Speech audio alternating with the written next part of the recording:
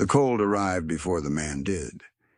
It came in from the north, 2 days before Thanksgiving, pushing a wall of freezing air down the valley until every mud puddle in Heron Falls, Montana, turned to iron, and the bare cottonwoods along the creek looked like cracked bones against a white sky.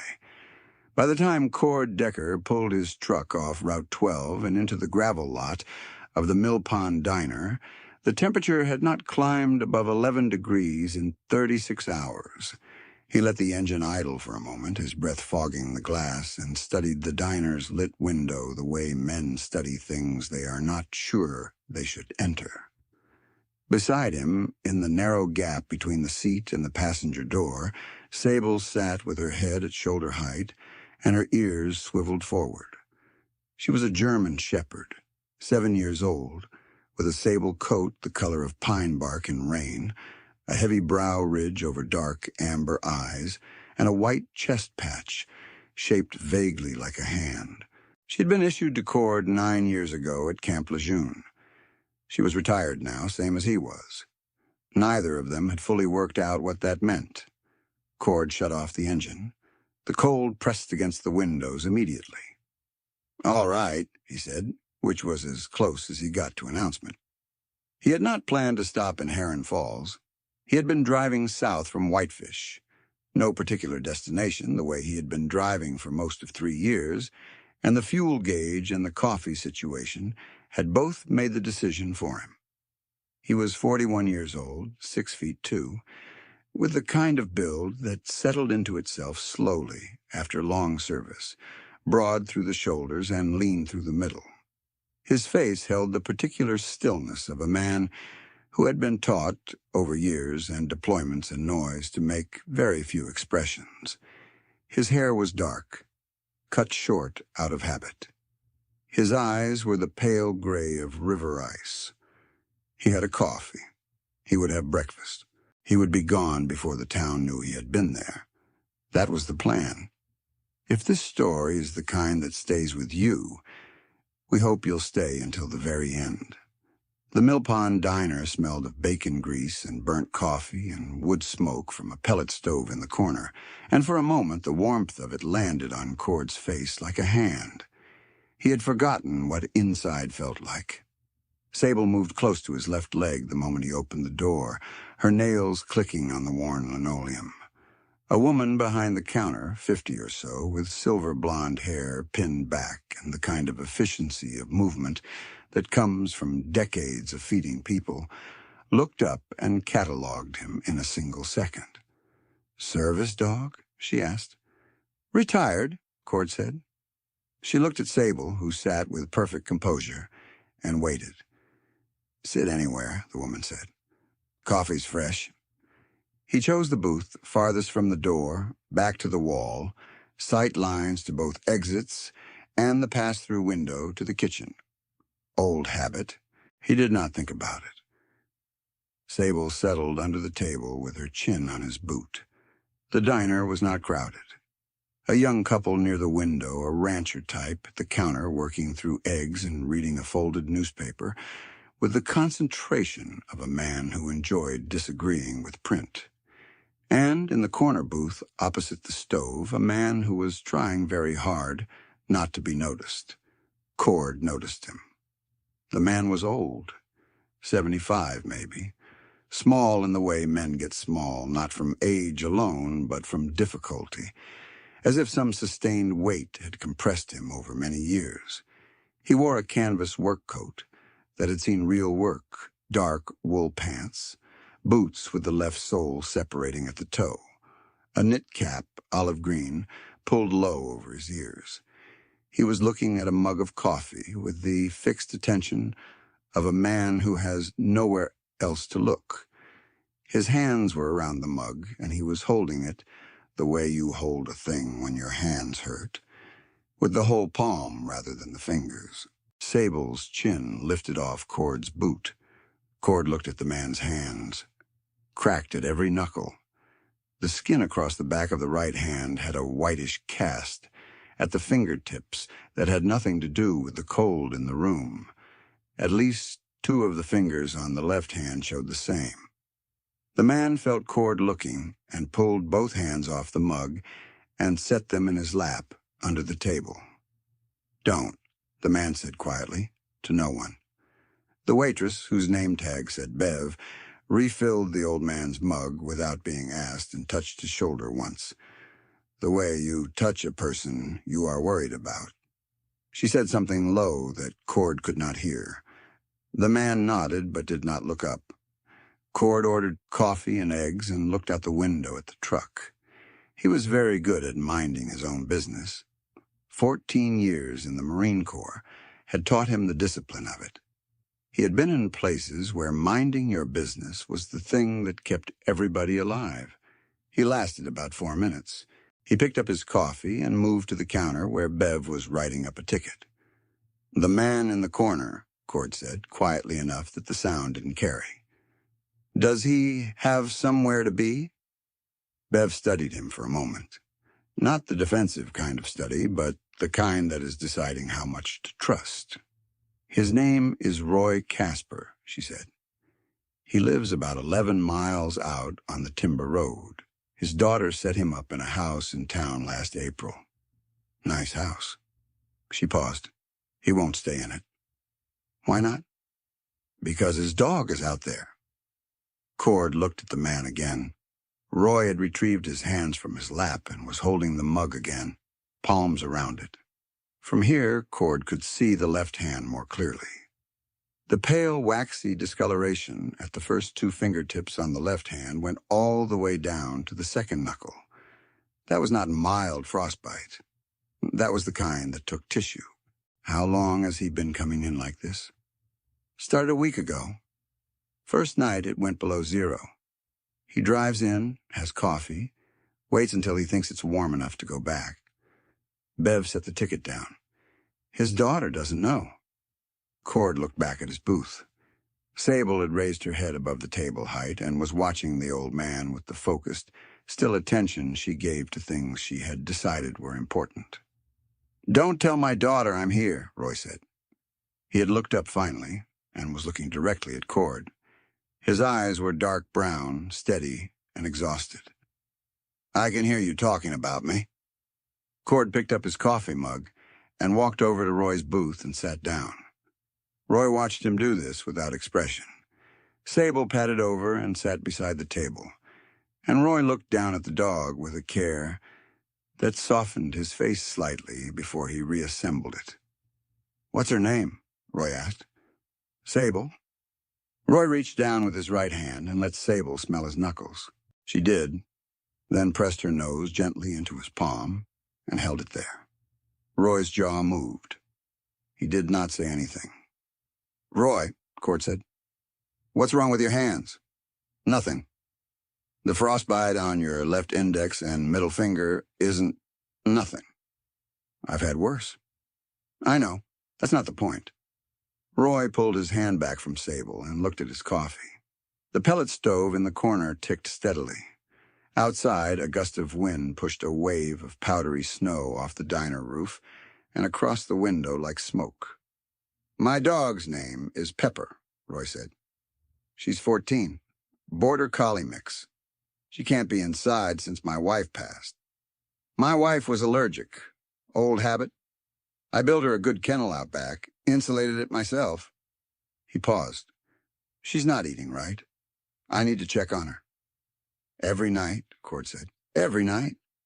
Cord thought about the 11 miles of Timber Road and the temperature last night, which had been 7 below.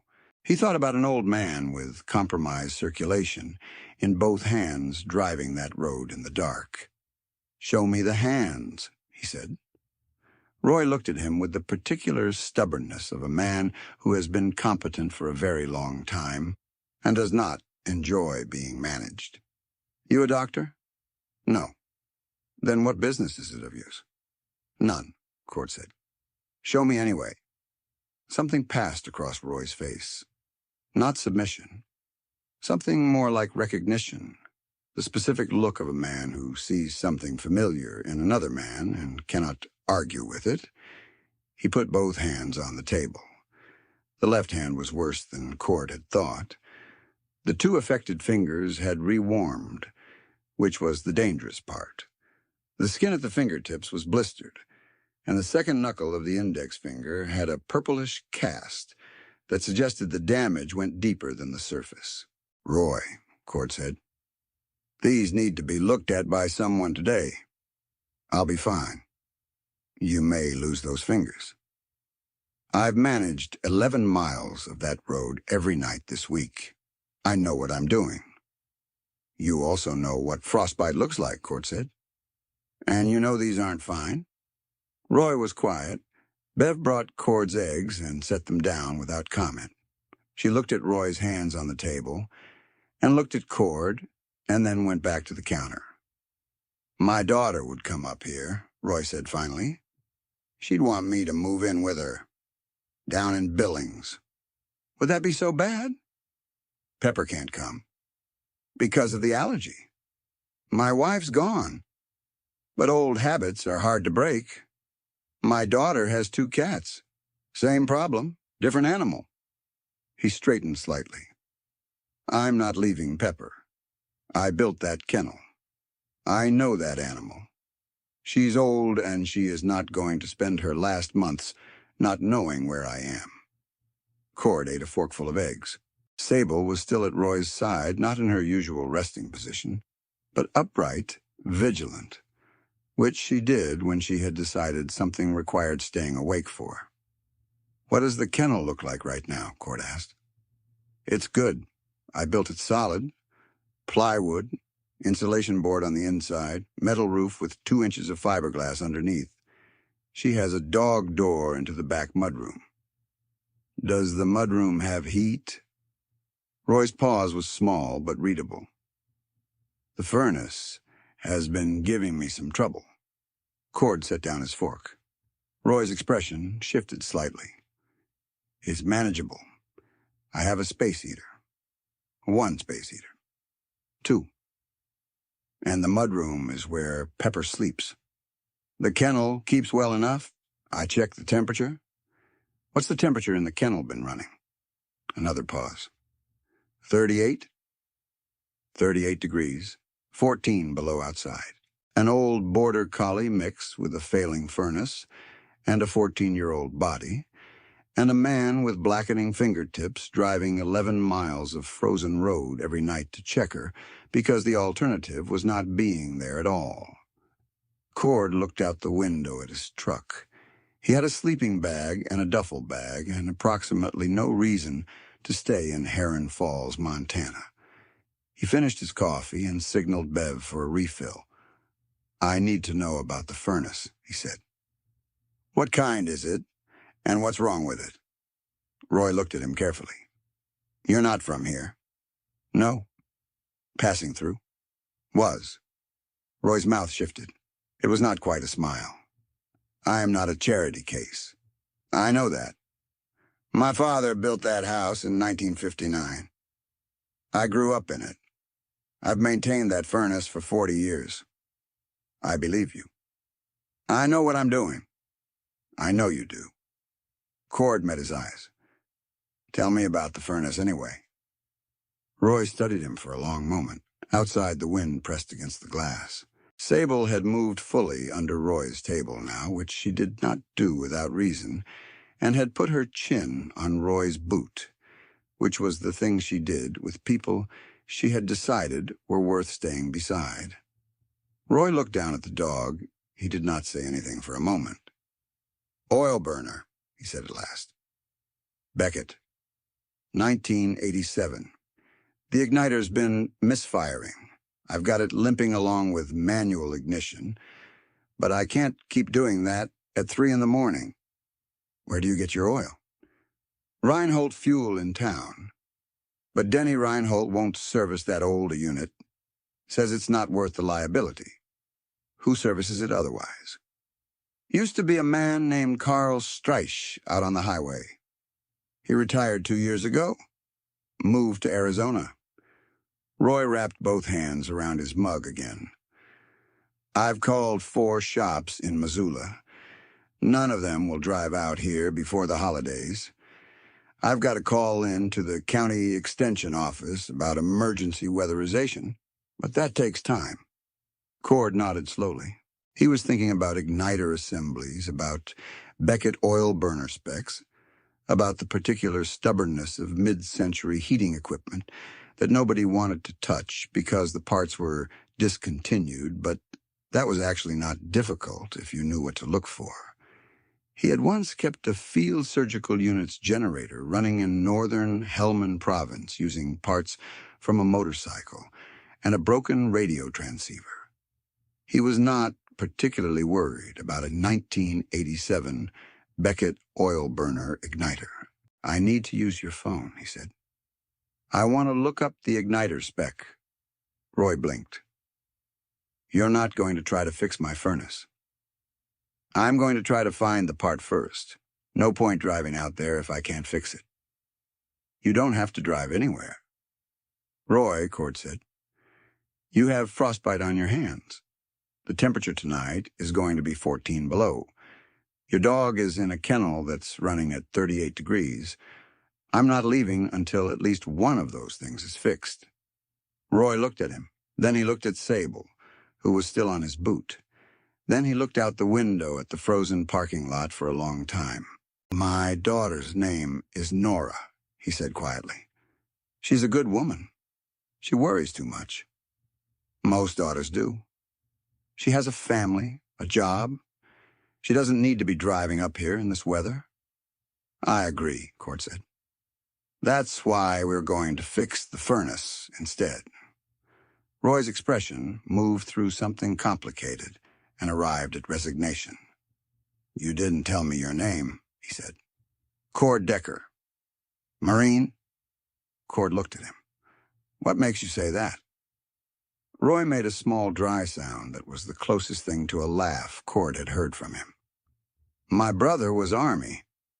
I know how a man sits when he's been trained to sit." He looked at Sable. "And the dog. She's too good for a civilian." "Sable was better than I was on every objective we were ever on," Cord said. "She already knows that." Sable's tail swept the floor once without her lifting her head.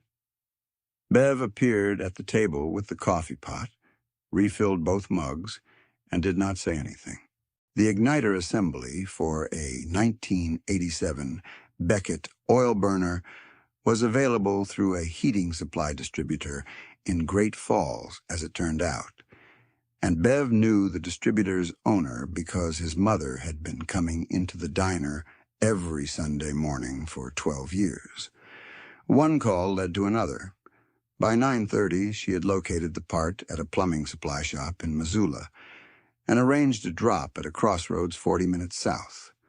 Cord watched her work the phone the way a man watches a skilled tradesperson and understands that he is seeing years of practice operating at full speed. "That's Bev," Roy said from the booth, where he was working through a second cup of coffee with Sable beside him. He said it the way you speak of someone you have known long enough that explanation is unnecessary. By 10 in the morning, Cord had the part arranged. By 10:30, he had talked to a retired pipefitter named Del Oberg, who lived on the east side of Heron Falls and who, once Cord described the igniter issue, remembered working on that model 20 years ago and thought he remembered exactly what was wrong and said he had nothing else to do today anyway, and it wasn't like the cold was going to get better by waiting. Del Oberg was 68, short and wide through the chest, with hands the size of catcher's mitts and white hair combed to one side. He arrived at the diner in a 20-year-old Chevy pickup with a full tool cabinet in the bed and a thermos of coffee on the seat, and he shook Roy's hand carefully when he learned about the frostbite and looked at the fingers the way tradesmen look at damage, with assessment rather than alarm. "I've seen worse," Del said. "I've had worse," Roy said. "I know. That's not the point." Roy looked at Cord, who was watching this exchange with the expression of a man who was not going to say anything about it. They drove out to Roy's place in a small convoy, Cord leading in his truck with Sable, Del behind in the Chevy, and Roy following in his own truck, despite both of them suggesting he ride with one of them. because Roy was not a man who left his truck somewhere. Timber Road took 11 miles to feel like 20. The county had plowed it sometime in the previous 2 days, but the temperature had the road surface glassed over, and the bare fields on either side had a hard wind scour across them that pushed low drifts across the road every quarter mile. Cord drove slowly, watching the road ahead. Sable sat upright and watched through the windshield with her ears working. Roy's property appeared around a long bend. It was a proper Montana working place, not a ranch of any scale, but a man's home, built around usefulness. A clapboard house painted white, with a porch across the front, and storm windows installed with evident care. A small barn. A chicken coop, empty now. And behind the house, a kennel structure that Roy had clearly built with the same methodical competence he had probably applied to everything he had built in his life. Plywood sides, insulated metal roof, a dog door cut into the back wall with a rubber flap. From the kennel, a sound. A low, querulous bark, old but definite. Roy was out of his truck before Cord had the engine off. The dog that came through the kennel door to meet Roy was small, black and white, with a gray muzzle and stiff hips that gave her a rocking gait. She was 14 years old, and she moved like it. But when she reached Roy, she pressed herself against his legs with total certainty. Roy crouched in the frozen mud beside the kennel and put both damaged hands on her coat, carefully, and the dog craned her head back to look at his face. "There she is," Roy said. "There she is." Cord gave them a moment. Dell pulled up beside him and climbed out of the Chevy and looked at the house and the kennel with the professional eye of a man cataloging works. "Furnace is inside?" Dell asked. "Basement, I assume," Cord said. "Let's have a look." The part arrived at the crossroads at 2:15, driven by a young man in a Missoula plumbing supply van who was glad to be delivering somewhere other than the city. Dell examined the igniter assembly in Roy's basement and said the problem was exactly what he'd thought, a cracked ceramic electrode that was interrupting the arc, and that in 40 years of working on heating equipment, he had never seen this go bad in a way that couldn't be fixed with the right part and a steady hand. He fixed it in 1 hour and 20 minutes. The furnace fired on the first try. Roy stood at the bottom of the basement stairs and listened. The sound of the heat exchanger cycling, warmth beginning to move through the house, seemed to land on him like something he had almost forgotten. He put one hand on the wall. "I'll make coffee," he said. Cord and Dell sat at Roy's kitchen table, while Pepper circled the kitchen, investigating Sable with careful geriatric patience, and Sable held herself with the deliberate stillness she used around very old animals and very old people. Roy made coffee from an old percolator and set out 3 mugs and a plate of cookies he had clearly been given by someone and had not opened until now. Dell looked around the kitchen with its clean counters and the framed photograph on the wall above the table. It was a wedding photograph, black and white, a young man and a young woman on the steps of a church. The young man in the photograph had Roy's eyes. "Long time ago," Dell said, nodding at the picture. 51 years, Roy said. "She passed in April." Dell nodded. He did not offer condolences in words. He picked up his coffee and held it, and that was its own kind of statement. The kitchen was warming now. The forced air vent in the corner had begun to exhale real heat, and the room shifted slowly from the cold patience it had held all morning into something that felt inhabited. Pepper settled on a dog bed near the stove. Sable lay down 6 inches from her, which was as close as she got to animals she had just met. "I need to take you to the clinic," Cord said to Roy. He said it in the measured tone of a man stating a fact he was not willing to renegotiate. Roy had been waiting for this. He wrapped both hands around his mug. "It can wait. The frostbite cannot wait. I've managed this far. The furnace is fixed. The dog is fine. The one thing left is your hands." Cord met his eyes. "I'll drive you." "I have a truck." "I know. I'll still drive you." Roy looked at Dell, who was looking into his coffee, with the expression of a man who did not intend to get between these two. "Dell," Roy said. "I'm not here," Dell said. Roy made a sound that was mostly breath. He looked at his hands around the mug. The left hand, in the warmth of the kitchen, looked worse than it had in the cold of the diner. The blistered tips had darkened slightly. "Will you stay?" Roy asked Cord. Cord looked at him. "With the dog," Roy clarified. "While I go to the clinic. I don't want Pepper to be alone." "Yes," Cord said. Roy nodded once. He put on his coat. The Heron Falls Medical Clinic was a small facility at the edge of town. The physician assistant who examined Roy's hands, a direct and unhurried woman in her early 40s named Gail Forrest, confirmed that the frostbite on the left index and middle finger was second degree with possible third-degree progression at the index fingertip, and that it required treatment and careful monitoring.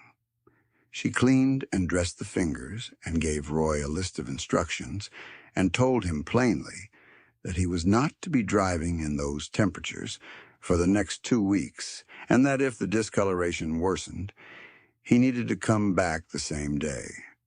Roy took the instructions and folded them carefully and put them in his coat pocket. "You have family?" she asked. "A daughter, in Billings." She should know about this. Roy looked at the wall. "Mr. Casper," Gail said. "I'm not going to make that call for you, but someone should know." Roy nodded. He unfolded the instructions and refolded them and put them back in his pocket. When he got back to the truck, Cord was waiting in the driver's seat with Sable between the seats. Roy climbed in and sat with his bandaged hands on his knees and looked straight ahead at the frozen road. "She said the same things you did," Roy said. "Usually how that goes." They drove for a mile without talking. The afternoon was fading early. The sky to the west, the orange-gray of a cold sunset over flat country. "I haven't talked to Nora since Sunday," Roy said. "She calls every day. I told her I was fine." Cord did not say anything. "I didn't want her to worry." "I know. She has a son, 8 years old, and a job. She works at a hospital. She's busy." "Roy," Cord said. Roy looked at the road. "You can tell her in a way that doesn't scare her," Cord said. "Or you can tell her in a way that does. But she needs to know." Roy was quiet for another mile. The heater in the truck ran steadily. Sable sat between them and looked ahead. "I'll call her tonight," Roy said. "All right. She'll want to come up." "She might." "I'll tell her not to. She'll come anyway." Roy made the dry sound again. "You sound like you know her." "I know daughters." Roy looked at him sideways. "Married?" "No." "Sister?" Cord thought about it. "Someone like that." Roy seemed to accept this as sufficient. He looked at the road. "I appreciate what you did today," he said. It came out formal, as if he had rehearsed it, which he probably had. "You didn't have to." "No," Cord said. "Dell either. He doesn't take jobs anymore. He said he was bored. Dell's never been bored a day in his life." Roy paused. "He came because it was me. We went to school together. 42 years of knowing each other. And that man has never once said that directly to me. Maybe he'll say it today. Maybe." Roy looked out the window. "Are you passing through Heron Falls, or are you stopping for a while?" Cord considered this. "I was passing through. And now?" "I'm not sure." Roy nodded. "There's a spare room in the house. The bed's nothing special, but it keeps off the cold." He said it the way you offer something to a man who you know will refuse it, with enough plainness that refusal isn't embarrassing. The dog is good company. She likes other dogs. I noticed, Cord said. The room's yours if you want it. Cord drove the last half-mile to Roy's house in the silence that is not empty, but is full of the particular weight of an offer that is larger than the words it was made in. He pulled into the drive and left the engine running and sat with his hands on the wheel. Sable put her head against his arm. One night, Cord said. Roy nodded. One night, he agreed. Neither of them said anything about how all stays begin. Nora Casper called at 7 that evening. Roy sat at the kitchen table with the phone and the bandaged hands and the clean flatness of a man who was going to say a true thing he had been avoiding. Cord stayed in the front room with Sable and Pepper and did not listen, though he could hear the change in Roy's voice as the call went on, the way a voice lowers when it stops performing and starts talking. 20 minutes later, Roy came to the door of the front room. She's coming up Saturday, he said. All right. She's not happy. I imagine not. Roy leaned on the doorframe. He looked tired in the way that comes from a specific tension leaving the body, the exhaustion of something that had been held up finally being set down. She asked if there was anyone here. I told her there was a man named Cord and a dog named Sable. He paused. She said to tell you thank you.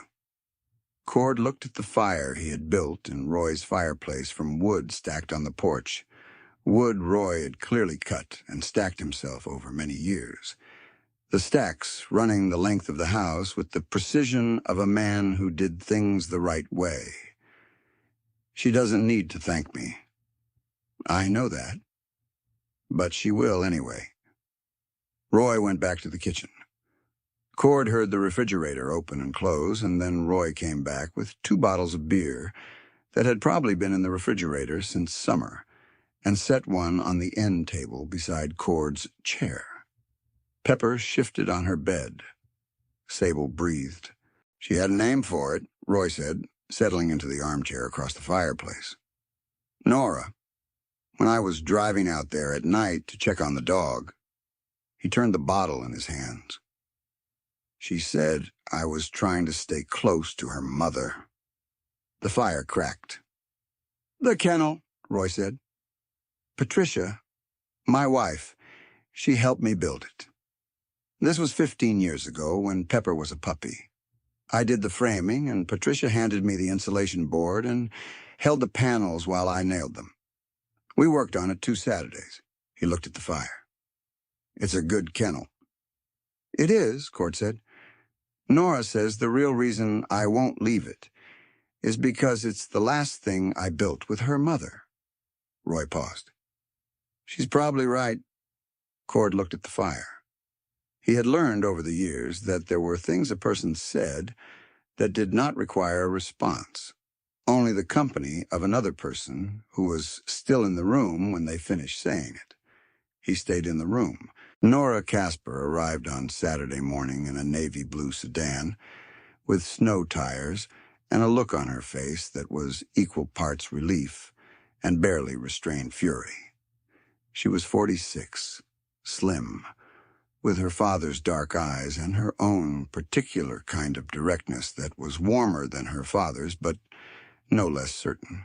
She hugged Roy carefully, minding the bandaged hands, and then stood back and looked at him and the bandaged hands and the bruised fingertips visible at the edges of the dressing. Dad, she said. I'm fine, he said. I can see that. She shook Cord's hand when Roy introduced him, and looked at him with the direct appraisal of a woman who has spent 20 years in hospital work and has not missed much. She looked at Sable, who sat beside Cord in a posture of composed dignity.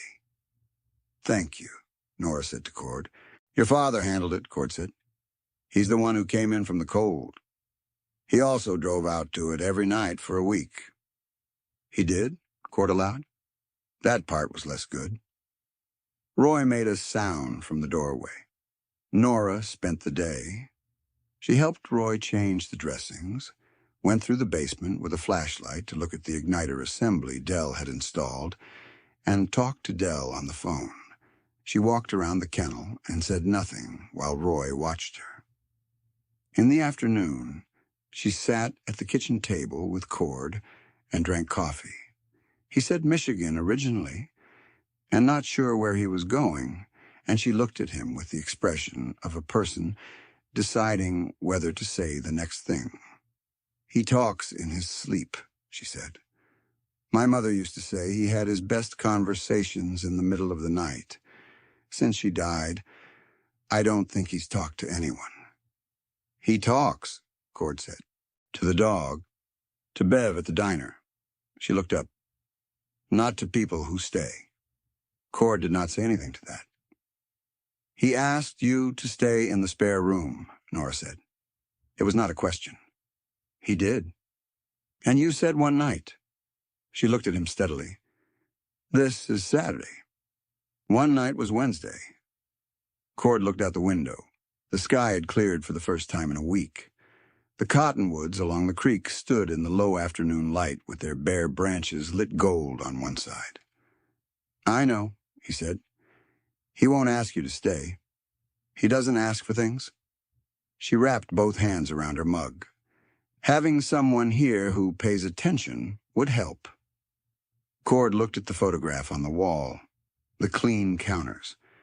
The kennel Roy and his wife had built together, solid in the frozen yard. What do you do, Nora asked, when you're somewhere? I find things that need fixing, Cord said. She looked at him over the rim of her mug. Are you fixed? Not yet, he said. Nora nodded. He needs the furnace checked in March. The barn roof has 2 questionable panels on the east side. The chicken coop door hinge needs replacing. She stood and took her mug to the sink. In case you're looking for a list. She left Sunday afternoon. She hugged Roy at the truck and said something quietly, and he nodded and looked at his boots. She shook Cord's hand and looked at Sable. She's a good dog, Nora said. The best one I've ever known, Cord said. Nora looked at him once more with that straight-on directness and got in the car.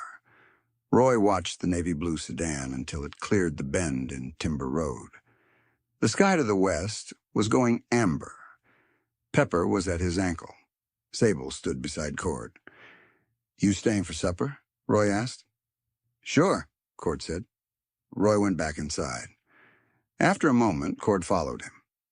The weeks that followed wore into a pattern that neither of them named and both of them recognized. Cord slept in the spare room. He was up before Roy most mornings with the coffee made by the time Roy came down the stairs, with the careful gait of a man whose hands were healing. They worked. The barn roof panels came first, Cord on the ladder with Dell spotting below because Dell turned up on a Tuesday, with a truck full of sheet metal and a thermos, and the expression of a man who had already decided he was involved. Roy directed from the ground. The chicken coop hinge got replaced. The gap under the back door got sealed with new weather stripping. The furnace was serviced properly by a heating company out of Missoula that Dell finally bullied into making the drive. Bev at the diner started setting a second mug on the table when she saw the truck coming. Pepper's appetite came back. The veterinarian in Heron Falls, a young woman named Doctor, Lair, who had taken over the practice 2 years prior, examined Pepper in Roy's kitchen because Roy could not get the dog to the clinic without distress, and said the old girl had arthritis in both hips but was otherwise holding, and that warmth and consistency were the 2 things she needed most. Roy received this information with the satisfaction of a man who had been providing exactly those things in difficult conditions for no reason except that the animal needed them. Cord's hands stopped hurting in the cold. This happened slowly, and he noticed it slowly. the way you notice the absence of a sound you had lived with long enough that you stopped hearing it. He called his sister in Michigan on a Thursday night in December from Roy's kitchen with the warmth of coffee and old wood and dog around him. She answered on the second ring and did not hide her surprise. "You staying somewhere?" she asked. "For a while," he said. She was quiet for a moment. "Are you all right?" "Getting there," he said. Nora came up again the second weekend of December and brought her son Marcus, who was 8 years old with his mother's directness and his grandfather's serious dark eyes. Marcus regarded Sable for approximately 30 seconds before sitting cross-legged on the kitchen floor and beginning to speak to her in a confidential tone about matters not audible to adults. Sable listened with her full attention. Roy watched from the doorway. Marcus and Roy spent Saturday afternoon in the barn, while Cord replaced the weather stripping around the barn door, and Nora sat on an upturned bucket in the open doorway. "He talks to Marcus," she said. "My dad. He doesn't talk to a lot of people, but he talks to Marcus." "What do they talk about?" Cord asked. "Pepper as a puppy. The chickens when they had them. How to read weather by cloud edges." She paused. "My mother. He doesn't talk about her to me, but he talks to Marcus." Cord set down the staple gun and looked through the barn window at the house, at the photograph he could not see from there, but knew was on the wall. "You're good for him," Nora said. "He doesn't need much," Cord said. "No?"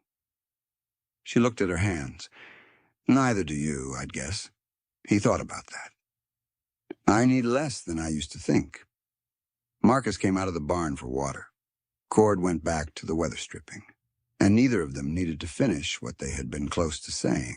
On Christmas Eve, Bev closed the diner at noon and arrived at Roy's house at 4 in the afternoon with a pot of chili and a pan of cornbread and a grocery bag that contained the materials for 2 kinds of pie because, she said, she had been cooking for the diner for 22 years and she was not spending Christmas Eve alone in her apartment doing nothing with her hands. Dell arrived an hour later with his wife, a small, energetic woman named Lorraine, who had brought a box of ornaments because when Dell told her where he was going, she had gone immediately to the basement for the ornaments, and he had learned, over 41 years, not to ask. Roy's house had not had a tree since the previous December, the last Christmas before Patricia died. A small spruce stood in the front room, 8 feet tall, that Cord and Roy had cut from the back of the property 2 days earlier and set in the old metal stand. It had been unornamented. Lorraine did not see an unornamented tree as a problem. She saw it as a project. Nora arrived at 7 with Marcus, who had in the back seat a drawing he had made at school that he had decided belonged on Roy's wall, which was a picture of a dog that might have been Pepper or might have been Sable, or was possibly both at once, in the confident, non-illusionistic style of 8-year-olds, with the words, "Good Dogs," printed in block letters below. Roy took the drawing and looked at it for a moment, and then took it into the kitchen and found a piece of tape, and put it on the wall between the window and the photograph of the wedding. And Marcus watched him do this with great seriousness. Cord stood in the doorway between the kitchen and the front room with a cup of coffee and watched the house be full of people. The fire was going. Lorraine had the tree half decorated. Bev was in the kitchen explaining something about cornbread to Nora in a tone that suggested the explanation was important. Dell had Roy in the front room and was explaining something about the history of the property in a voice pitched low enough for comfortable listening. Pepper was in her dog bed near the stove. Sable was 6 inches from Pepper, asleep. The cold outside pressed against the windows. Inside was warm. Cord set down his coffee cup.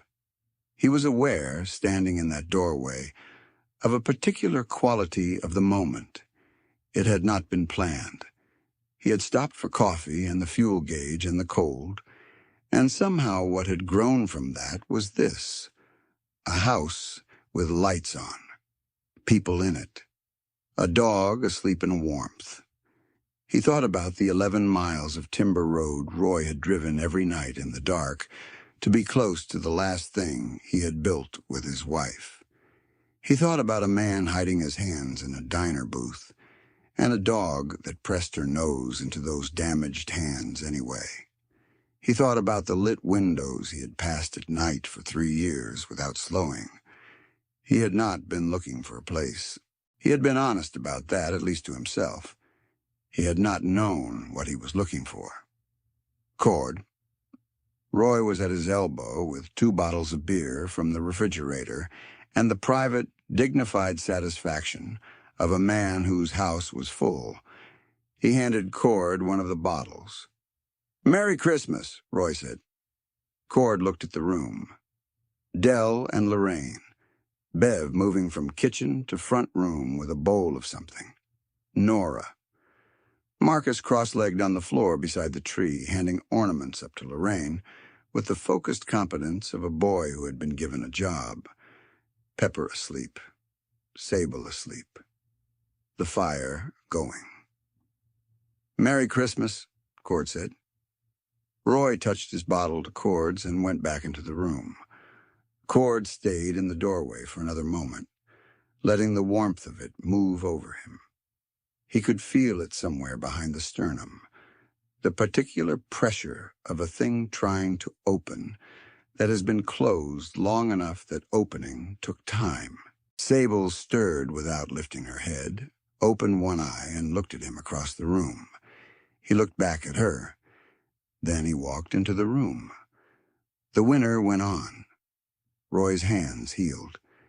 The index fingertip lost a small patch of skin that regrew slowly and imperfectly, and Roy regarded this as a reasonable accounting given the alternative. He went back to work on the property in January, carefully, with Cord nearby doing the parts that required grip strength or cold exposure, and Dell stopping by on Tuesdays because that was when he stopped by now. It was simply what Tuesdays were. The furnace ran clean all winter. Pepper's hips stabilized. The barn roof did not leak. In February, Nora drove up with a contractor from Billings who specialized in accessible construction, and the 3 of them walked the property while Cord and Roy stayed in the kitchen with coffee, and Roy pretended not to know what the walk was about, which was a ramp for the back porch and a grab bar in the bathroom and several other modifications that would make the house easier to live in as years passed. Roy accepted this information when Nora delivered it at the kitchen table with the particular grace of a man who has decided that dignity is not the same as refusal. "The ramp can match the porch boards," he said. "I already told him that," Nora said. Roy looked at her. "Of course you did." Spring came the way Montana spring comes, which is not gently. The snow pulled back from the creek first, then from the fields, and the mud season that followed was total and remorseless. Roy said it was exactly the same every year, and said it with satisfaction. Cord stayed. He did not make an announcement about this. He replaced the fuel pump on Roy's truck in March and drove to Missoula in April for lumber to repair 2 sections of the fence line that winter had heaved out of alignment. In May, he started on a project Roy had been thinking about for years but had not had the hands for. An addition off the mudroom that would give Pepper a proper heated space without requiring the dog door and the kennel in hard weather. He had the framing up in 2 weeks. Dell came to inspect it and found nothing to criticize, which was his way of approving. Bev started putting a 3rd mug on the table when Nora brought Marcus up on weekends, which she did more often now. Marcus had decided that Sable was his project. Roy did not object to this. The kennel stood in the yard. Roy did not take it down. He weeded around the base of it in May and replaced one panel that had buckled in February. And Cord helped him do this on a Saturday afternoon with the easy, quiet collaboration that had become simply how they worked. When they finished, Roy stood back. "It's a good kennel," he said. "It is," Cord said. Roy picked up his tools and went inside. Cord stood in the yard a moment longer with Sable at his side. The kennel had been built by two people who loved the same dog and the same property and each other. It was still standing, solid and well-made, in the yard where they had built it. Some things hold. He went inside. There are men who carry their grief like extra weight in a pack they have learned to stop noticing. They walk with it so long that they cannot always tell where the pack ends and where they begin, and then something stops them. Some cold morning in a diner, with the fuel gauge low and a dog beside them who has already decided that something in the corner booth matters, and the pack does not come off, but it shifts somehow, and the weight redistributes, and they discover that moving under it is easier than they remembered. Not because it has lightened, because they are not moving alone. Roy Casper's hands healed. His right hand healed fully. His left index finger kept a small roughness at the tip, a place where the skin came back slightly different, and sometimes in the cold he felt it more than the rest of his hand. He did not think of this as damage. He thought of it as a record. He did not drive Timber Road alone in the dark anymore.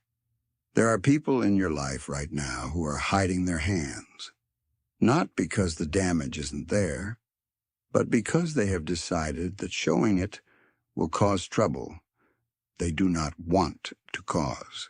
They are holding the mug with the whole palm and looking at their coffee and hoping no one looks too closely. Look closely. Not because you can fix everything you see. The act of seeing is itself something.